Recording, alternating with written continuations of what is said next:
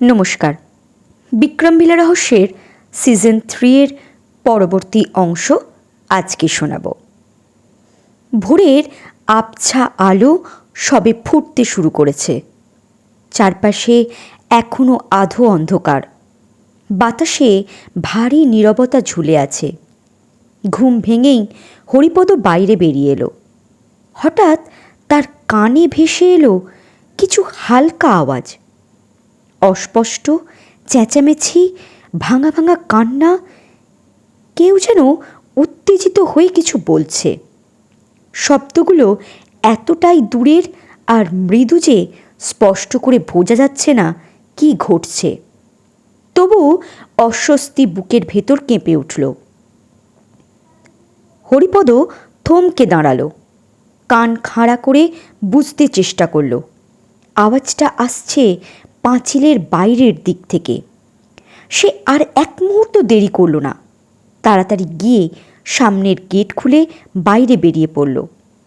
Gate থেকে কিছুটা দূরে রাস্তার ওপর অনেক লোক জটলা করে দাঁড়িয়ে। সবার মুখ জঙ্গলের দিকে ঘোরানো। কেউ ফিসফিস করছে, কেউ জোরে জোরে বলছে, হায় রে, কি সর্বনাশ! কে এই নবজাতককে হত্যা করল? নবজাতক বাচ্চা? হরিপদ শুনেই বুকটা ধক করে উঠল। সে ভিড়ের ভেতরে ঢুকে পড়ল। দেখল প্রাণকৃষ্ণবাবু আর তার ভাগ্নে তরুণ দাঁড়িয়ে আছে সামনে। প্রাণকৃষ্ণবাবু হরিপদকে দেখে কাঁপা গলায় বললেন, কি সর্বনেশে কাণ্ড দেখ হরি! সদ্যজাত বাচ্চাটাকে কে এমন করে মেরে ফেলল, গলা পর্যন্ত কেটে দিয়েছে। হরিপদর মাথার ভেতর থেকে যেন বাজ বেরিয়ে এলো। সে ভিড় ঠেলে সামনে এগিয়ে গেল। রাস্তা থেকে কিছুটা সরে জঙ্গলের কাছে পড়ে আছে একটা সদ্যজাত শিশু। নাড়ি এখনো কাটা হয়নি। মাথা আর শরীর আলাদা। সারা দেহ কেটে ছিঁড়ে আছে। দেহের ছোট অংশগুলো কামড়ে খেয়ে ফেলা হয়েছে। চারদিকে জমাট রক্ত। আর পাশে পড়ে আছে একটা ছেঁড়া প্লাস্টিকের প্যাকেট। হরিপদর চোখ ঝাপসা হয়ে এলো। রাতের দৃশ্যটা ঝড়ের মতো মাথায় ফিরে এলো। রাতের সেই প্যাকেট, সেই মাথা শরীর আলাদা, রক্তে ভেজা ছোট্ট শরীর। তার গলা শুকিয়ে গেল। লোকজন বলাবলি করছে, মনে হয় প্লাস্টিকের ভেতর থেকে শেয়াল বা কুকুর টেনে বের করেছে। শেয়াল বা কুকুরে কিছু খেয়েছেও। হরিপদর শরীর ঠান্ডা হয়ে গেল। ঠিক তখনই পুলিশের জিপ এসে থামল। দুজন পুলিশ নেমে এলো। ভিড় আরও বাড়তে লাগলো। হরিপদ আর দাঁড়াতে পারল না। বাড়ির দিকে ফিরে এলো। ভেতরে ঢুকতেই দেখল ভুবনবাবু আর সুরেনবাবু বেরিয়ে আসছেন। ভুবনবাবু বললেন, কি হয়েছে রে হরিপদ? চিৎকারের আওয়াজ আসছে ওদিক থেকে। হরিপদ কোনো উত্তর না দিয়ে দ্রুত সিঁড়ির দিকে হাঁটতে লাগলো। সুরেনবাবু অবাক হয়ে বললেন, এই হরিপদ, দাঁড়া! কিন্তু হরিপদ থামল না। সুরেনবাবু ভুবনবাবুর দিকে তাকিয়ে বললেন, বাইরে চল, দেখি কি হয়েছে। হরিপদ হন্তদন্ত হয়ে দোতলায় উঠে গেল। স্নিগ্ধাদের ঘরের দরজা আধ খোলা। হরিপদ কাঁপা গলায় ডাকল, বড় খোকা। স্নিগ্ধা দরজা খুলে বলল, হরি কাকা, তুমি এত ভোরে? হরিপদ গলা নামিয়ে বলল, বড় খোকাকে ডাকো তো মা। স্নিগ্ধা উদ্বিগ্ন হয়ে বলল, কেন? বাইরে সেই সদ্যজাত বাচ্চাটার মাথার দেহ পড়ে আছে, সেই প্লাস্টিক সহ। লোকজন জড়ো হয়েছে, পুলিশ এসে গেছে। স্নিগ্ধার মুখ ফ্যাকাশে হয়ে গেল। তার সারা শরীর কেঁপে উঠল। তাহলে সত্যি কোনো বাচ্চাকে রাতে কেউ অমন নৃশংসভাবে মেরেছে? ওই দেহ আর মাথা সত্যি কি কোনো বাচ্চার ছিল? কিন্তু সেটা আমাদের বারান্দায় কেন রেখেছিল? তন্ময় আর মিষ্টি ঘুমাচ্ছে। স্নিগ্ধা দৌড়ে গিয়ে তন্ময়কে ঝাঁকাতে লাগলো, ওঠো তন্ময়, ওঠো, হরিকাকা কি বলছে দেখো। তন্ময় চমকে উঠে বসল। হরিপদ ঘরে ঢুকে সব কথা বলল। স্নিগ্ধা কাঁপা গলায় বলল, ওই প্যাকেটটা তো আমি ধরেছিলাম, তোমরাও ধরেছিলে। আমাদের আঙুলের ছাপ রয়ে গেছে। পুলিশ যদি সেটা পরীক্ষা করে? তন্ময়ের মুখ শক্ত হয়ে গেল। সে কোনো কথা না বলে ঝটপট উঠে দাঁড়ালো। ঘর থেকে বেরিয়ে সোজা নিচে নেমে গেল। হরিপদ আর স্নিগ্ধা তার পিছন পিছন এলো। তন্ময় দৌড়ে গেটের বাইরে বেরিয়ে গেল।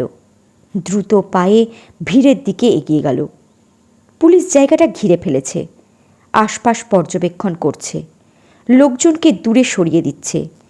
ভিড়ের মাঝখানে বাচ্চাটার পরিবারের লোকেরা কান্নায় ভেঙে পড়েছে। একজন যুবক বুক চাপড়ে চিৎকার করছে, আমার ছেলে জন্মাতেই তাকে কে এমন নৃশংস পরিণতি দিল। মাটির ওপর পড়ে আছে বাচ্চাটার মাথা আর দেহ। ভয়ঙ্কর সেই দৃশ্য দেখে তন্ময় শিউরে উঠল। স্নিগ্ধা তাকেই কষ্টে মুখ ফিরিয়ে নিল। সে আর দাঁড়িয়ে থাকতে পারল না, একটু সরে এসে দাঁড়ালো। তার মাথা ঘুরে উঠল, তার চোখের সামনে অন্ধকার নেমে এলো। সে বসে পড়ল। কাজের মহিলা কেকাও রয়েছে ওখানে। সে তাড়াতাড়ি এসে বলল, বৌদি মাথা ঘুরছে? স্নিগ্ধা কিছু বলল না। কেকা বলল, চলো ভেতরে যাই। আরও কয়েকজন মহিলা বলল, নিয়ে যাও ওকে, মাথায় জল দাও, এখানকার এই দৃশ্য সত্যিই সহ্য করা যাচ্ছে না। হরিপদ ভিড় থেকে বেরিয়ে এলো। স্নিগ্ধা নিজেকে সামলে নিয়ে উঠে দাঁড়ালো। হরিপদ তাকে বলল, বাড়ি চলো মা। হরিপদ আর স্নিগ্ধা বাড়ি ফিরে এলো। কেকাও তাদের সাথে এলো। স্নিগ্ধা বাইরে সিঁড়ির ওপর বসে পড়ল। সে কাঁপা গলায় বলল, এই বাচ্চাটাকে কেউ মায়ের কাছ থেকে কিভাবে নিয়ে এলো? মনে হচ্ছে ওর জন্ম রাতেই হয়েছে। কেকা ধীরে ধীরে মাথা নাড়ল। ঠিকই বলেছ বৌদি, এই বাচ্চাটা আমাদের পাশের গ্রামের বিষ্টুর। জানতে পারলাম বিষ্টুর বউ কুমকুমের বিকেল থেকেই প্রসব বেদনা উঠেছিল, কিন্তু সে হাসপাতালে যেতে রাজি হয়নি। এখানে এখনও অনেকেরই বাড়িতে বাচ্চা হয়। একটু থেমে কেকা আবার বলল, সন্ধ্যের দিকেই বাচ্চাটা হয়েছিল। ভেতরে কুমকুমের কাছে দাইমা ছিল আর বাইরে বসেছিল বিষ্টুদা, কিন্তু অনেকক্ষণ হয়ে গেল দাইমা দরজা খুলছিল না। ভেতর থেকে কোনো আওয়াজও পাওয়া যাচ্ছিল না। কেকার গলা ভারী হয়ে উঠল। তখন বিষ্টুদা দাইমাকে দরজা খুলতে বলেছিল, কিন্তু দাইমার দরজা খুলছিলই না। শেষে বিষ্টুদা বেড়ার দরজাটা ঠেলে ভেতরে ঢুকে দেখেছিল কুমকুমদি যন্ত্রণায় কাতরাচ্ছে, পাশে দাইমা বসে আছে, অথচ বাচ্চা নেই। স্নিগ্ধার বুকের ভেতর কেঁপে উঠল। কেকা বলল, রাতেই ওদের অনেক খোঁজাখুঁজি করেছিল, কিন্তু কে ভাবতে পেরেছিল এত দূরে জঙ্গলের ধারে এসে বাচ্চাটা পড়ে থাকবে। ভোরে একজন কাঠকুরানি প্রথম দেখে চিৎকার করেছে। মনে হচ্ছে প্লাস্টিকের ভেতর থেকে কুকুরে টেনে বের করেছে বাচ্চাটাকে। কুকুর ওইটুকু শরীরটা কামড়ে খেয়েছে। কেকার কথা শুনে স্নিগ্ধার বুকের ভেতরটা কেঁপে উঠল। হঠাৎ তার মনে পড়ে গেল রাতে তাদের বাড়ির কুকুরটা বেরিয়ে গিয়েছিল। মুহূর্তেই তার মনে হলো, এই কুকুরটা বাচ্চাটাকে কামড়ে খায়নি তো। সে আর এক মুহূর্ত দেরি না করে উঠে সিঁড়ির ঘরের দিকে ছুটল। কুকুরটা চুপচাপ শুয়ে আছে। কাছে যেতেই স্নিগ্ধার শিরদাঁড়া দিয়ে ঠান্ডা স্রোত বয়ে গেল। কুকুরটার মুখে লেগে আছে শুকনো রক্ত। রাতের অন্ধকারে সেটা তারা খেয়াল করেনি। স্নিগ্ধার সারা শরীর কেঁপে উঠল। কুকুরটা তার দিকে অসহায়ের মতো কেঁকিয়ে উঠল। ঠিক তখনই হরিপদ এসে দাঁড়ালো। সেও কুকুরটার মুখে রক্ত দেখে হতবম্ব হয়ে গেল। হরিপদ চাপা গলায় বলল, এখানে আর থাকা যাবে না মা। কথা শেষ না করেই সে দ্রুত পায়ে বাইরে বেরিয়ে গেল। তন্ময়ের কাছে গিয়ে সব খুলে বলল। তন্ময় তাড়াতাড়ি তার সাথে এসে সিঁড়ির ঘরে ঢুকে কুকুরটাকে দেখে আঁতকে উঠে বলল, আরও বড় কোনো তান্ত্রিকের খোঁজ করো হরিকাকা, আমিও খবর নেব। এই সময় প্রতিমা দেবী সিঁড়ির কাছে এসে দাঁড়ালেন। তোমরা এখানে কি করছো? ভেতরে এসো, চা বানিয়েছি। কেকার কাছে সব শুনে আমিও খুব ভয় পেয়ে গেছি। একটু পরেই সুরেনবাবু, ভুবনবাবু আর প্রাণকৃষ্ণবাবু এসে হলঘরে বসলেন। তারা সবাই নিচু স্বরে ঘটনাটা নিয়ে আলোচনা করতে লাগলেন। স্নিগ্ধা চুপচাপ সবার হাতে চা দিয়ে দিল। তারপর দোতলায় উঠল। ঘরের ভেতর থেকে হঠাৎ খিলখিল আওয়াজ ভেসে এলো। সে দৌড়ে ঘরের সামনে গিয়ে দরজাটা ফাঁক করে দেখল মিষ্টি সেই পুতুলটার সঙ্গে ইশারায় কথা বলছে, হাসছে, কুটোপুটি কাটছে। স্নিগ্ধা সাহস করে ধীরে ধীরে ভেতরে ঢুকে গেল। অমনি মিষ্টির হাসি থেমে গেল। স্নিগ্ধা লক্ষ্য করল মিষ্টির হাত মুঠো করা, মুঠোর ভেতর থেকে রক্ত বেরিয়ে আসছে। ছোট্ট হাতটা যেন জীবিত নেশার চিহ্ন দেখাচ্ছে। স্নিগ্ধার বুক যেন কোথাও আটকে গেছে। ভয়, বিস্ময় আর অদ্ভুত শীতলতা একসঙ্গে তার শরীরে ছড়িয়ে পড়ল।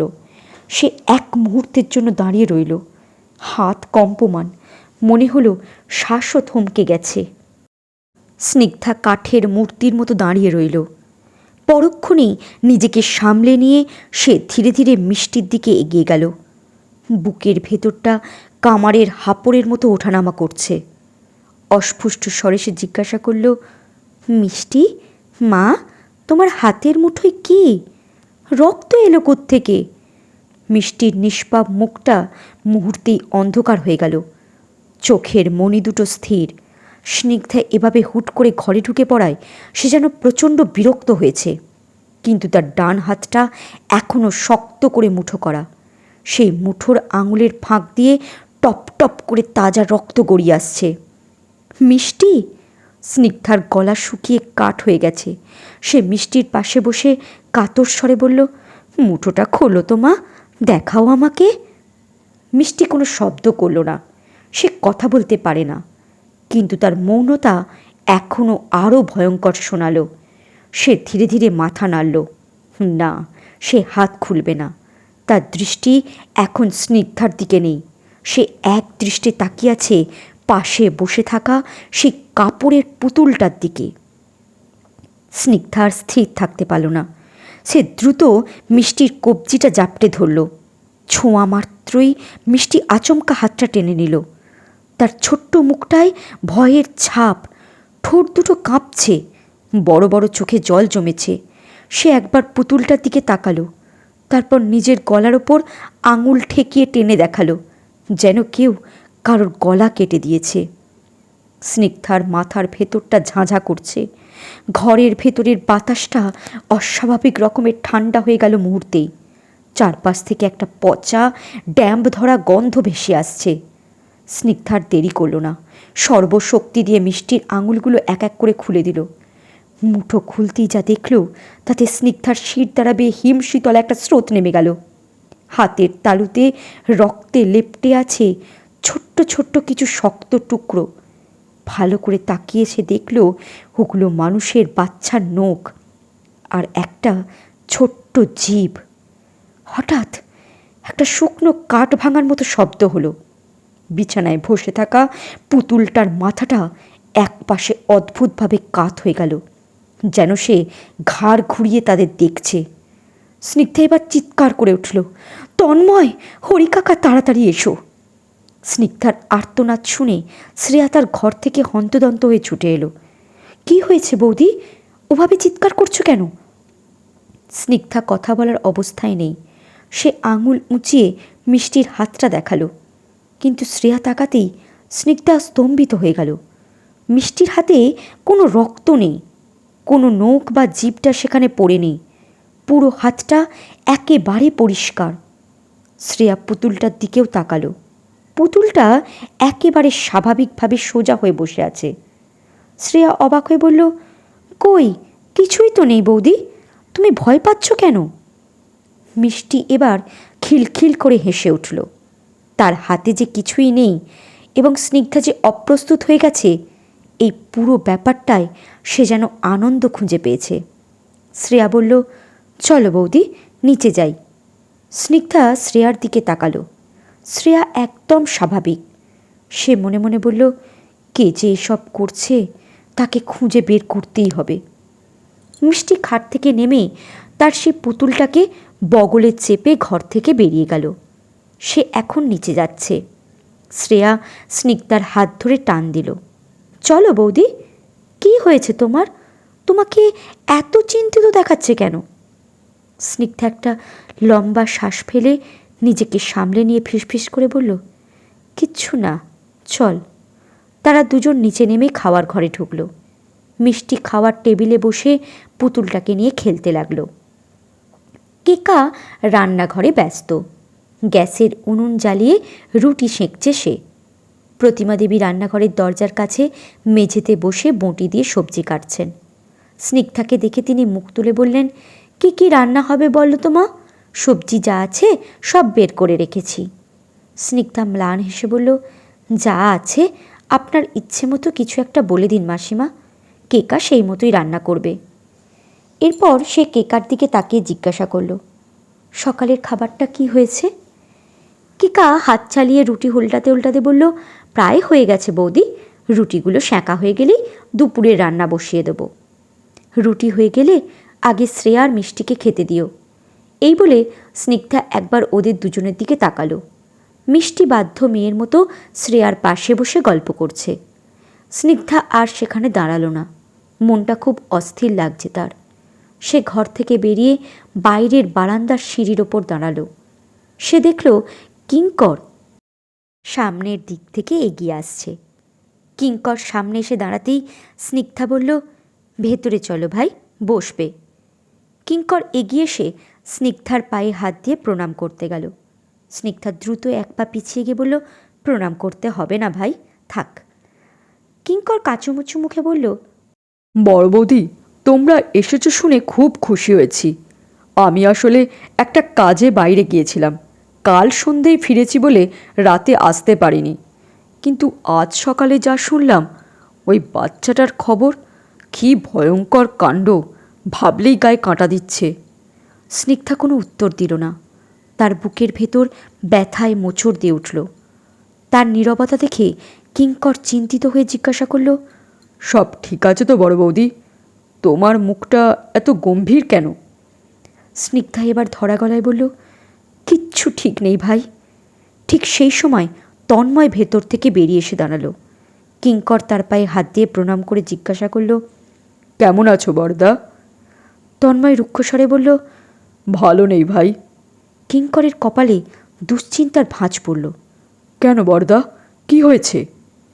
তন্ময় স্নিগ্ধার দিকে একবার তাকিয়ে নিয়ে কিঙ্করকে বলল, তোর কাছে কিছু লুকোবো না, কিন্তু কাউকে কিছু বলিস না যেন। এই বলে সে আর স্নিগ্ধা কিঙ্করকে কিছুটা দূরে সরিয়ে নিয়ে গেল। তারপর এই বাড়ির গেটের কাছের আসার পর থেকে যা যা ঘটনা ঘটেছে সেগুলোর সব কথা খুলে বলল। সেই তান্ত্রিকের কথাও বলল। সব শুনে কিঙ্কর আতঙ্কিত হয়ে পড়ল। সে তোতলাতে তোতলাতে বলল, এসব কে করাতে পারে? কার এত শত্রুতা তোমাদের সাথে? তন্ময় শক্ত গলায় বলল, সেটাই তো জানি না, তবে এখন পুলিশের চেয়ে আমাদের একজন বড় তান্ত্রিকের বেশি দরকার। তুই কি তেমন কারোর খোঁজ দিতে পারিস? কিঙ্কর দ্রুত মাথা নাড়ল। আমি এক্ষুনি বেরোবো বর্দা, আজকেই খবর নিয়ে তোমাদের জানাবো। তোমরা খুব সাবধানে থেকো। কিঙ্কর বিদায় নিলে তন্ময় আর স্নিগ্ধা ঘরের ভেতরে এলো। দ্রুত খাওয়া সেরে তন্ময় দোতলায় গিয়ে জামাকাপড় বদলে নিল। তারপর নিচে নেমে স্নিগ্ধাকে বলল, আমি বেরোচ্ছি, দেখি কোনো লোকের কাছে যদি কোনো ক্ষমতাশালী তান্ত্রিকের সন্ধান পাই। এভাবে হাত পা গুটিয়ে অমাবস্যা পর্যন্ত বসে থাকলে চলবে না। তন্ময় বেরিয়ে গেল। স্নিগ্ধার দরজায় হেলান দিয়ে দাঁড়িয়ে রইল। ঠিক তখনই ভুবনবাবু এসে বললেন, এখানকার স্কুলের হেডমাস্টার মশাইয়ের সঙ্গে ফোনে কথা বলে রেখেছিলাম, আজই শ্রেয়া আর মিষ্টিকে স্কুলে ভর্তি করার কথা। স্নিগ্ধা একটু ইতস্তত করে বলল, কয়েকদিন পরে করলে হতো না কাকু? ভুবনবাবু মাথা নেড়ে বললেন, না, দেরি করবে কেন, এমনিতেই অসময়ে ভর্তি হচ্ছে, আর শ্রেয়া তো অনেক দিন পর আবার নতুন করে পড়াশোনা শুরু করছে। যত তাড়াতাড়ি ভর্তি হবে তত তাড়াতাড়ি মঙ্গল। এই কথা শুনে শ্রেয়া এগিয়ে এসে বলল, আমি স্কুলে ভর্তি হব বৌদি? মিষ্টিকেও ভর্তি করতে হবে? শ্রেয়ার মুখের দিকে তাকিয়ে স্নিগ্ধার বুকের ভেতরটা কেঁপে উঠল। তার মনে হতে লাগলো, এই দুই মেয়েকে স্কুলে পাঠালে সত্যি কি ওরা নিরাপদ থাকবে, নাকি অজানা কোনো অশুভ ছায়া ওদের পিছু নিয়েই চলবে? আর শুধু ওরা দুজনেই নয়, ওই স্কুলে পড়া অন্য বাচ্চারাও তো বিপদের মুখে পড়তে পারে। ভাবতেই স্নিগ্ধার গা শিউরে উঠল। মিষ্টি স্কুলে যাওয়ার জন্য তৈরি। সে তার সেই কাপড়ের পুতুলটাকে বুকের সঙ্গে শক্ত করে জাপটে ধরে রেখেছে। স্নিগ্ধা বারবার চেষ্টা করছে মিষ্টির হাত থেকে ওটা সরিয়ে রাখতে, কিন্তু মিষ্টির একগুঁয়েমি, সে কোনোভাবেই পুতুলটা ছাড়বে না। ওটা সঙ্গে করেই সে স্কুলে যাবে। শ্রেয়া তৈরি হয়ে এসে মিষ্টির দিকে তাকিয়ে বিরক্ত গলায় বলল, পুতুল নিয়ে কেউ স্কুলে যায় নাকি? স্যাররা দেখলে বকা দেবে তোকে, ওটা রেখে চল। মিষ্টি কোনো উত্তর দিল না, বড় বড় চোখে পুতুলটার দিকে তাকিয়ে রইল। স্নিগ্ধা এবার একটু কড়া সুরেই বলল, পুতুল নিয়ে স্কুলে যাওয়া চলবে না। এই বলেই সে পুতুলটা জোর করে কেড়ে নেওয়ার জন্য হাত বাড়ালো। মিষ্টি ডুকরে কেঁদে উঠল। ভুবনবাবু মিষ্টির কান্না দেখে বেশ বিরক্ত হলেন। স্নিগ্ধার দিকে তাকিয়ে বললেন, আহা, ওটুকু তো বাচ্চা, নিয়ে যাক না। আজকে তো আর পড়াশোনা করতে যাচ্ছে না, শুধু ভর্তি হতে যাচ্ছে। বাচ্চা মানুষ, কেন কাঁদাচ্ছ? স্নিগ্ধা একটা গভীর দীর্ঘ নিঃশ্বাস ফেলে হাল ছেড়ে দিল। ভুবনবাবুর কথার উপর আর কিছু না বলে সে গুম হয়ে দাঁড়িয়ে রইল। মিষ্টি চোখের জল মুছে নিয়ে পুতুলটা বুকে চেপে ধরে শ্রেয়া আর ভুবনবাবুর সাথে বাইরে বেরিয়ে গেল। স্নিগ্ধা বারান্দার নিচে সিঁড়ির কাছে দাঁড়িয়ে রইল। বুকের ভেতরটা ভারী হয়ে আছে, কোনো অজানা আশঙ্কা তাকে চেপে ধরছে। এই যাওয়াটাই যেন ভালো লাগছে না তার। ঠিক সেই সময় হরিপদ হন্তদন্ত হয়ে স্নিগ্ধার একেবারে কাছে এসে ফিসফিস করে অত্যন্ত উদ্বিগ্ন গলায় বলল, মা, একবার আমার সঙ্গে এসো, একটা জিনিস দেখাবার আছে। স্নিগ্ধা চমকে উঠে বলল, কি হয়েছে হরিকাকা? এসো আগে। এই বলে হরিপদ আর কথা না বাড়িয়ে হাঁটা শুরু করলো। স্নিগ্ধা দ্রুত পায়ে হরিপদর পিছন পিছন বাড়ির পিছন দিকে গেল। কিছুটা এগিয়ে একটা গাছের নিচে ঘন ঝোপঝাড়ের সামনে দাঁড়িয়ে হরিপদ আঙুল তুলে দেখালো। স্নিগ্ধার বুকের ভেতরটা ধক করে উঠল। ঝোপের ভেতর মাটিতে পড়ে আছে একটা কাপড়ের পুতুল। শরীরটা অস্বাভাবিকভাবে বেঁকে গেছে, মাথা আর শরীর আলাদা। পেট ছিঁড়ে বেরিয়ে এসেছে তুলো, কোথাও কোথাও সেলাই খুলে ঝুলছে। গায়ে কাদা মাটি লেগে থাকলেও স্পষ্ট বোঝা যাচ্ছে পুতুলটা নতুন। দুজনেরই বুক কেঁপে উঠল। স্নিগ্ধা ফিসফিস করে বলল, এই পুতুলটা মনে হয় তন্ময় মিষ্টির জন্য কিনে এনেছিল। হরিপদ থমথমে গলায় বলল, আমারও তাই মনে হচ্ছে মা। হরিপদ নিজের কাঁধে থাকা গামছার ভেতর পুতুলটার ছেঁড়া টুকরোগুলো সাবধানে তুলতে লাগলো। স্নিগ্ধা আঁতকে উঠে বলল, ওগুলো তুলছো কেন হরিকাকা? হরিপদ গম্ভীর মুখে বলল, বড় খোকাকে দেখাবো, নিশ্চিত হতে চাই এই পুতুলটাই কি সে কিনে এনেছিল কিনা। স্নিগ্ধা বলল, এই পুতুলটা মিষ্টির কাছে দিতে দেবে না বলেই কোনো অশরীরী আত্মা পুতুলটাকে নষ্ট করেছে। সব টুকরো তুলে হরিপদ গামছাটা গিট দিয়ে বেঁধে রাখল। তারপর চাপা গলায় বলল, চলো বাড়িতে যাই।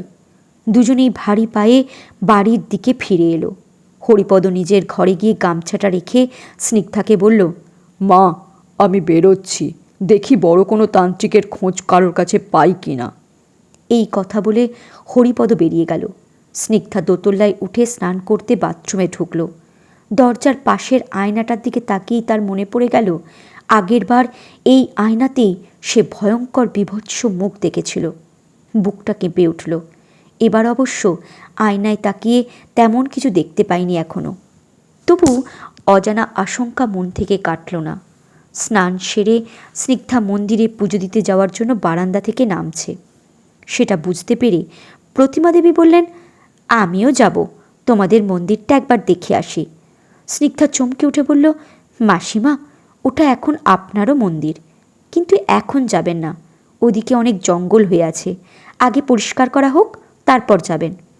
আসলে তার ভয় হচ্ছে যদি প্রতিমা দেবীর কোনো ক্ষতি হয়ে যায়।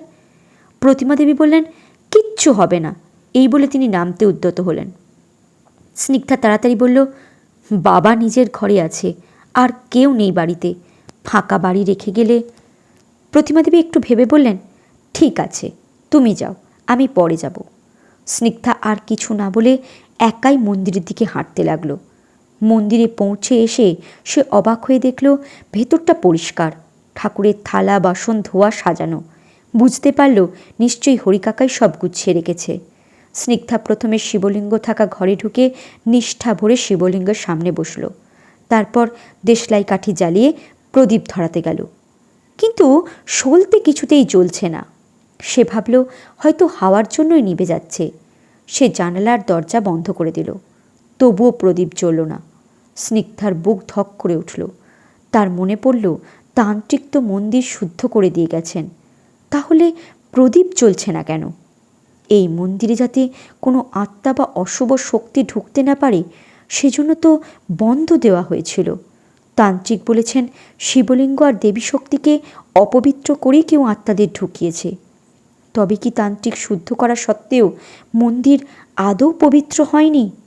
এই ভাবনায় স্নিগ্ধার সারা শরীর শিরশির করে উঠল। সে চোখ বন্ধ করে এক মনে জপ করতে লাগলো, ওম নমঃ শিবায়, ওম নমঃ শিবায়। হঠাৎ স্নিগ্ধা টের পেল তার পাশ দিয়ে কেউ একজন বিকৃত সুরে ভাঙা গলায় অস্পষ্টভাবে কিছু বলছে। সে চমকে উঠে চারদিকে তাকালো, কিন্তু কাউকে দেখতে পেল না। তার বুকের ভেতর কেমন করে উঠল। সে বুঝে গেল তার আশেপাশে কিছু আছে। নিজেকে শক্ত করে সে বলল, কে? সাহস থাকলে সামনে আয়। কোনো উত্তর এলো না, শুধু সেই বিকৃত কথা মুহূর্তের জন্য আরও কাছ থেকে ভেসে এলো। ভয়ে কাঁপতে কাঁপতে স্নিগ্ধা উঠে কালীমূর্তি থাকা ঘরটার দিকে এগিয়ে গেল। কালীমূর্তি থাকা ঘরে পা রাখতেই স্নিগ্ধার বুকের ভেতর হিম শীতল একটা স্রোত বয়ে গেল। ঘরটার ভেতর অদ্ভুতভাবে অন্ধকার ঘন। যেখানে সূর্যের আলো পড়ার কথা সেখানে কেমন ধূসর ছায়া ঝুলে আছে। হঠাৎ কালীমূর্তির চোখ দুটো কেঁপে উঠল। স্নিগ্ধার নিঃশ্বাস আটকে গেল। পরের মুহূর্তে সে দেখল মূর্তির চোখের কোণা দিয়ে ধীরে ধীরে কালচে তরল গড়িয়ে পড়ছে।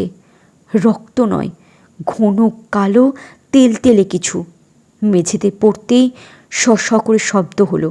স্নিগ্ধা পিছু হটতে গিয়েই থমকে গেল, কারণ মূর্তির পিছনের দেওয়ালে একটার পর একটা মানুষের ছায়া ফুটে উঠছে। ছায়াগুলোর মাথা নেই, কাঁধের জায়গা থেকে কুয়াশার মতো ধোঁয়া বেরোচ্ছে। ওরা কেউ হাঁটছে না, তবু ধীরে ধীরে এগিয়ে আসছে।